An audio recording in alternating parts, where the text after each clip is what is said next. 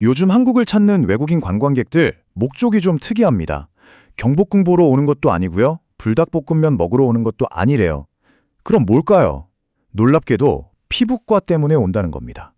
그것도 한 해에 무려 70만 명씩이나요. 아니 도대체 무슨 일이 벌어지고 있는 걸까요? 오늘 이 미스터리한 K-뷰티 열풍의 비밀을 숫자로 한번 제대로 파헤쳐 보겠습니다. 자, 그럼 시작해볼까요? 이 현상이 얼마나 어마어마한 건지 이 숫자부터 딱 보여드릴게요. 보세요. 불과 3년 전, 2020년만 해도 8만 명 정도였거든요.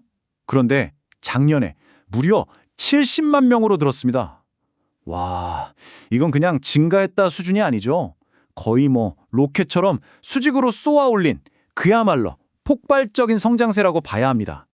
70만 명. 이 숫자를 다시 한번 보세요. 이게 더 놀라운 이유가 뭔지 아세요? 이게 중복 방문을 다 뺀, 그러니까 순수하게 딱 한 번씩만 센 숫자라는 거예요. 다시 말해서 작년 한 해에만 70만 명의 새로운 사람들이 오직 이 K-뷰티 시술 하나 받겠다고 한국행 비행기를 탔다는 얘기입니다. 대단하죠? 근데 여기서 끝이 아니에요. 더 재밌는 사실이 있습니다. 이제 피부 미용은요, 그냥 의료 관광의 일부가 아닙니다. 아예 이 시장 전체를 끌고 가는 핵심 엔진이 되어버렸어요. 보세요. 한국에 치료 목적으로 오는 외국인 관광객 10명 중에 6명이 피부과를 찾는다는 거잖아요. 이건 나머지 모든 진료 과목을 다 합친 것보다도 훨씬 많은 압도적인 숫자입니다. 아니, 도대체 왜 이런 일이 벌어지는 걸까요? 무엇이 이 전례 없는 K-뷰티 붐을 만든 걸까요? 자, 지금부터 그 비밀을 한번 파헤쳐 보죠. 그 비밀의 핵심, 결론부터 말씀드리면 바로 가성비입니다. 근데 그냥 가성비가 아니에요.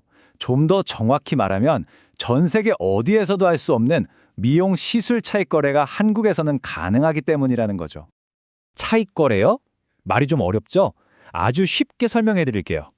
예를 들어 똑같은 물건인데 A 시장에선 싸고 B 시장에선 비싸요. 그럼 당연히 A에서 사서 B에 팔면 이득이겠죠. 이게 바로 차익 거래인데 지금 전 세계 관광객들이 한국에 와서 이걸 하고 있는 겁니다. 뭘로요? 바로 시술로요. 자기 나라에서는 상상도 못할 가격으로 세계 최고 수준의 시술을 받으니까 이건 비행기값 뽑고도 남는 엄청난 이득인 거죠. 물론 에이, 미국이나 일본보다야 싸겠지 생각하실 수 있어요. 당연하죠. 근데 진짜 놀라운 포인트는 이게 아니에요. 들어보세요.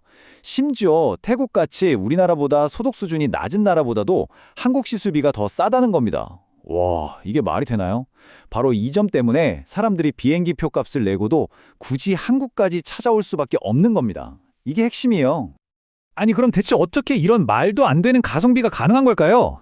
여기에는 4가지의 비밀 병기가 있습니다. 자, 첫째, 강남 언니 같은 앱이 있죠. 이걸로 가격이 투명하게 다 공개가 돼요. 둘째, 비싼 장비나 재료를 직접 만들어서 원가를 확 낮췄고요. 셋째, 병원이 무려 17,000개가 넘어요. 그러니까 서로 엄청나게 경쟁하면서 가격이 내려갈 수밖에 없죠. 그리고 마지막으로 이게 정말 중요한데 모든 시술은 무조건 의사만 할 수 있도록 법으로 딱 정해놨어요. 그러니까 품질과 안전은 확실히 보장되는 거죠. 미래에셋증권의 김충현 연구원이라는 분이 이걸 아주 멋지게 표현했는데요. 바로 경제적 해자라고 불렀습니다. 해자가 뭐냐면 옛날 성 주변에 파놓은 깊은 강물 같은 거잖아요. 적들이 쉽게 못 넘어오게 막는 거예요. 이 4가지 요소가 딱 그렇게 강력한 방어벽 역할을 해서 다른 나라가 절대 넘볼 수 없게 만든다는 뜻입니다. 정말 다른 나라는 절대 따라할 수 없는 한국만의 독보적인 경쟁력인 셈이죠. 자, 이제 사람들이 왜 한국으로 몰려드는지는 알았어요. 그럼 이번엔 과연 어떤 사람들이 오고 있는지 그 주인공들을 한번 만나볼까요? 이 국적별 데이터를 보면요, 정말 의외의 결과가 나옵니다. 1위가 어딜까요? 왠지 중국일 것 같죠? 아니면 미국? 아닙니다. 놀랍게도 1위는 바로 일본이에요. 전체 미용 관광객의 40%, 그러니까 10명 중에 4명이 일본 사람이라는 겁니다. 그래서 지금 K-뷰티 관광 시장을 딱 보면 일본과 중국이라는 두 거인이 이끌고 있어요. 이걸 간단하게 Q와 P로 설명할 수 있는데요. 일본은 Q, 즉 퀀터티, 방문객 수로 전체 시장 파이를 키우고요. 중국은 P, 프라이스, 즉 한 사람당 쓰는 돈으로 전체 매출을 끌어올리는 그런 구조인 거죠. 이게 얼마나 차이가 나냐면요. 숫자를 보면 입이 떡 벌어집니다. 일본 관광객이 한 번 와서 평균 60만 원 정도를 쓰거든요. 그런데 중국 관광객은요, 무려 280만 원을 씁니다. 거의 5배죠. 그러니까 방문객 수는 일본이 훨씬 많아도 이 시장의 진짜 큰 손, VIP는 단연 중국이라고 할 수 있는 겁니다.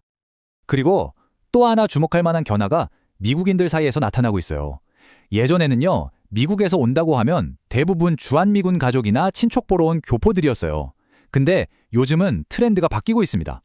오로지 시술 하나만 받으러 한국에 오는 진짜 미국 관광객들이 늘고 있다는 거죠. 이게 뭘 의미하겠어요? K-뷰티가 이제 아시아를 넘어서 서구의 메인스트림 시장까지 뚫고 있다는 아주 강력한 신호입니다. 자, 그런데요, 이 엄청난 붐이 그냥 관광객들이 와서 돈 좀 썼네, 이걸로 끝나지 않습니다. 우리가 예상하지 못했던 훨씬 더 큰 나비 효과를 만들어내고 있거든요. 그게 대체 뭘까요? 보통 상식적으로 이렇게 생각하기 쉽잖아요. 아니, 외국인들이 직접 한국에 와서 시술을 다 받아버리니까 그럼 굳이 한국산 의료기기를 수입할 필요가 없겠네, 수출은 줄어들겠네 하고요.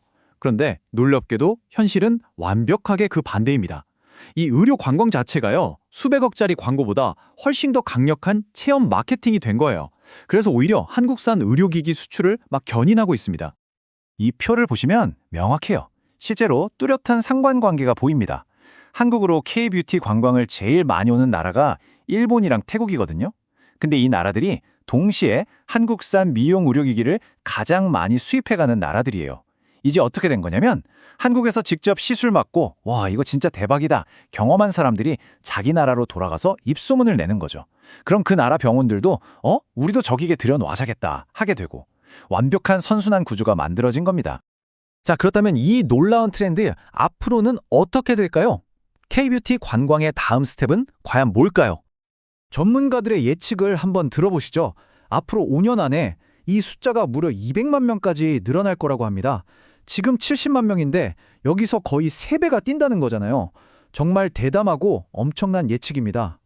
이 200만 명이라는 숫자가 얼마나 큰 건지 감이 잘 안 오실 수도 있어요. 그래서 이 비교를 한번 보여드릴게요. 작년에 우리나라에서 태어난 아기 수가 몇 명인지 아세요? 약 27만 명입니다.